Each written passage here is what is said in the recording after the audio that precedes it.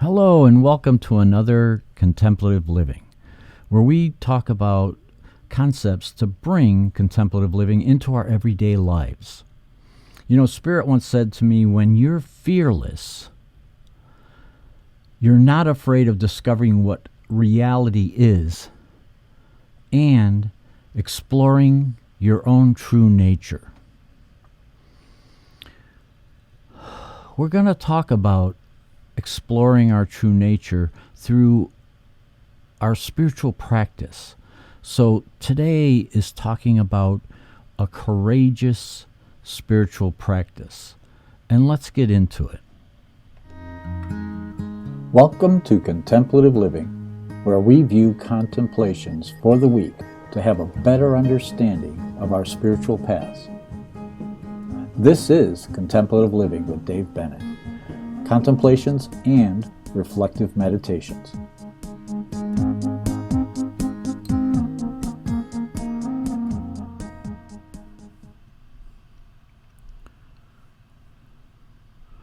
Okay, so we're talking about a courageous spiritual practice.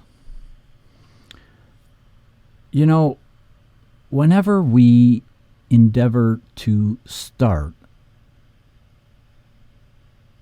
listening to ourselves or going inward to listen to the stillness that resides in our center, it takes courage. It takes courage to go there. So a courageous spiritual practice offers a way to face our inner and outer world. And how do we do that?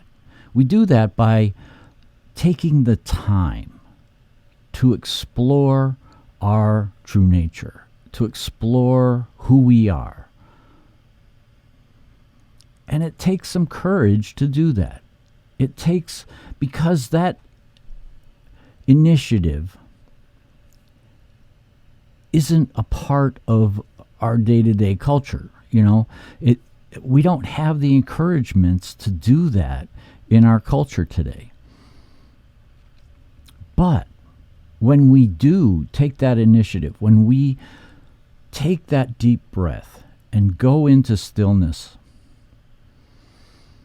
we find a peace and a strength and that we didn't even know we had residing and waiting for us there. Your interest in exploring fearlessness is a sign that bravery is already present in your life.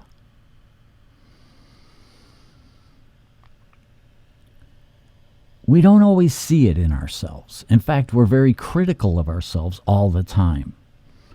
But when we spend the time in our own practice, we find a sense of strength that can then be brought out into our daily lives so that we can use it in our interactions, use it in everything that we do. It's a very subtle courage. It's not like, you know, on the battlefield, someone pulling someone from imminent danger while the bullets are flying around. It's not that type of courage. It's a courage of resolve within ourselves. It's a courage of being who we really are, being that authentic person in everything that we do. That takes a lot of courage. Because most of the time, we walk around with these, I like to call them veils of who we want others to think we are. You know, we wear these cloaks of impressions that we feel that people, how we want people to see us. Well, to cast off those cloaks and to just walk out as yourself, authentically who you are, takes a lot of courage. And meditation in itself is courageous. It takes courage to sit and examine your own mind. In meditation, it's just you, your higher consciousness, and the source. It takes courage to explore who you are, where you come from, and where you're going. A lot of times we go through life just going from one circumstance to the next to the next. That's okay. You know, there are times when that's perfectly acceptable. But to really move forward in life, deeply move forward with meaning, requires that we take the time to know ourselves. And it's hard. It's hard to take that look at yourself without being critical, without judgment, but to just come to an understanding of who you are. And when you do, you touch upon that true nature of yourself, that loving, compassionate center that is a part of all of us. And so a definition of bravery is not being afraid of yourself, because you are enough. You have everything that you need to succeed in your life. We all do. Success is measured in a lot of different ways in our life, in our society, in our community, within our family.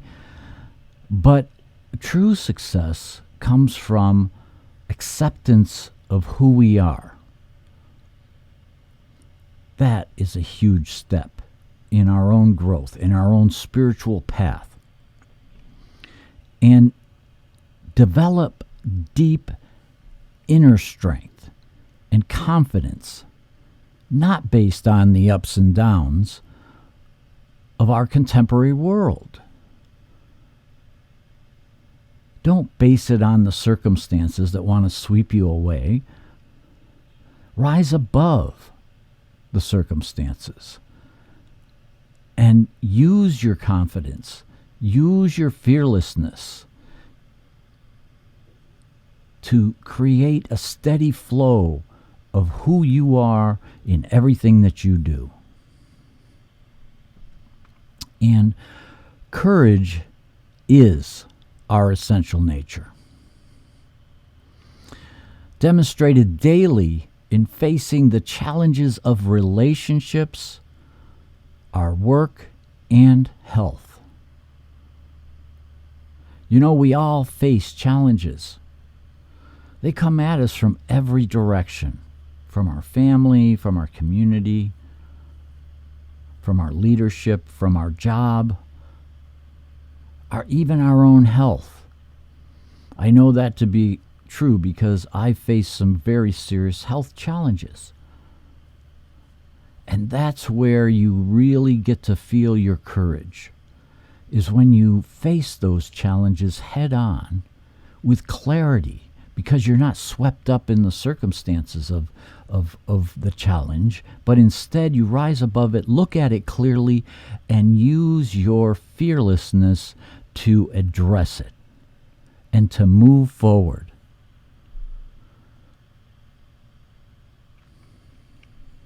I hope you find your courageous center. You find that fearlessness that resides within you so that you can authentically interact in your day-to-day. I hope this is helpful in your week, and I hope that you have a blessed week. Namaste.